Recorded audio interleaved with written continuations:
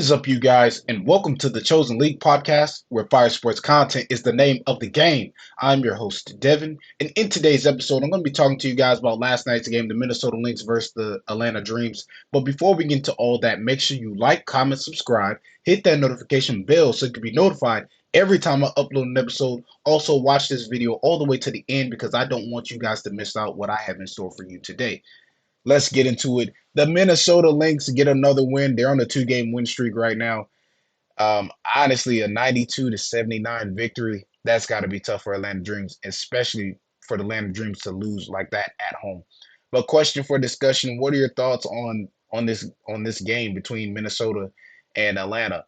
What did you guys? What can Atlanta do moving forward in their next game that can, what can they learn from their previous game that could benefit them in their next game? And honestly, watching that game, I like both teams, Minnesota and Atlanta. Atlanta, on one hand, they were doing pretty good in the beginning with the ball movement, the second chance opportunities, boxing out defenders, getting those rebounds, making sure somebody was under the basket, getting those rebounds, and they had great floor spacing. They were the ball movement, passing the ball around in the first quarter. They were doing great, but then all of a sudden, the one thing that hurt them the most was their shooting struggles, shooting from the perimeter. In the first quarter, they were 1 of 6. And also, what else caused the Atlanta Dreams to lose this game? Not only was their shooting, but also their poor passing. Atlanta was making bad passes in tight passing lanes. And this is the thing: if you see the passing lane is closing, the defender is closing the passing lane. Don't try to force it in there to get a highlight reel. If it's not if it's not gonna work, if it ain't broke, don't fix it. Kick it out to somebody who's in the open space. And also they had poor ball security. That's one thing that really hurt them because if you notice when Atlanta Dreams was playing, at times they'll get a steal. They'll come down the court, they're losing control of the ball. And then what happens? They'll try to go for a shot, and Minnesota is clogging the paint. So Minnesota knew what they needed to do: guard the paint, force them to shoot the outside, or for let them shoot from the post. And also, with Atlanta and Minnesota in that second quarter, just in that whole first half, the total for 3-point shooting, Atlanta was 4 of 12, Minnesota was 5 of 13, and for Minnesota, their perimeter shooting performance in the first quarter, they had three pointers. One was from McBride and one was from Smith. They were 4 of 8 from 3-point range in the first quarter. So, you know, you have Nafessa Collier. She was knocking down some threes, and honestly, they were just getting it going. And let's not forget about Williams, who was also, knocking down the mid range, and that's their best mid range shooter. So we gotta acknowledge that really both teams played really well, but I just feel like Minnesota wanted it more by the way they played. And so Atlanta's defense in the first half. Now this is another one. This is another one right here. This is another reason why Atlanta didn't wasn't successful in this game. And they talked about it during halftime. You know how the reporter comes talks to the player about the team's performance. You know. So, anyways, they allowed too much space for Minnesota players to knock down shots. I'll give you guys a prime example.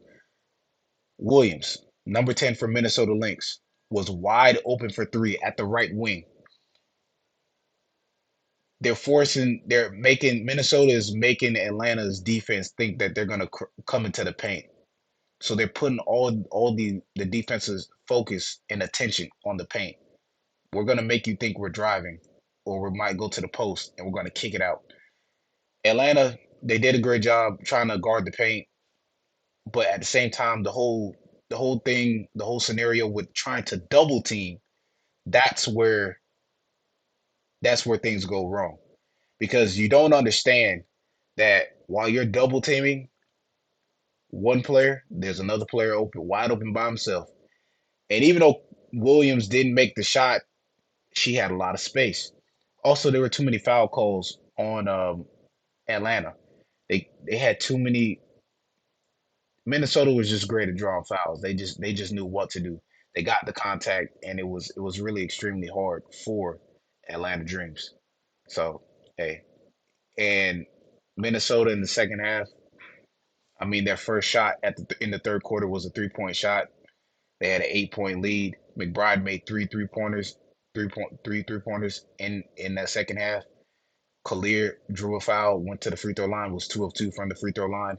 And then all of a sudden their lead began to increase, 18-point lead. Now they were trading 3-pointers at one point. They were trading a lot of threes.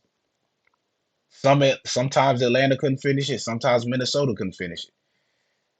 But in the second half, it just goes to show you that the same issue defensively was for the Atlanta Dreams was still being intact.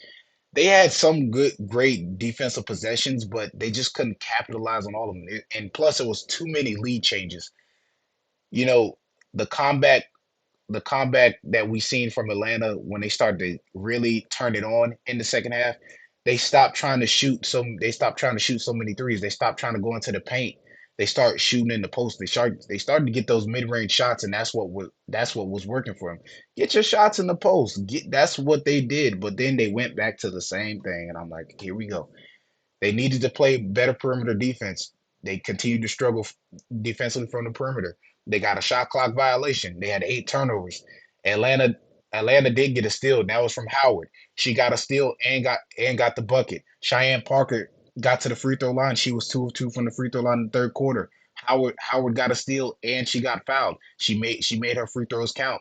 They needed to play at slow tempo. They played way too fast because that's what caused those turnovers. Because every time they're speeding down the court, trying to come down the court, they get past half court and then they're trying to drive to the paint. They're out of control. There's no balance. And that's what led them to those turnovers. They're trying to and then they're forcing their shots, which wasn't good. The defense is making it uncomfortable for you. They're making you take uncomfortable shots, whether it's contested or uncontested. That's what happened. And then, Cheyenne Parker, basically one of their best players, she fouls out of the game. But what brought back life to Atlanta was that 3-point shot by Nas Hamlin at the top of the key. And then you started to see the comeback, but the comeback just died out after a while. After Minnesota kept putting their foot on the gas and kept scoring and scoring and doing what they need to do, the game was over. It was over. But anyways, once again, like, comment, subscribe, hit that notification bell so you can be notified every time I upload an episode. I'm Devon, and I'm signing off. Thanks for watching. Subscribe here to get the latest from the show.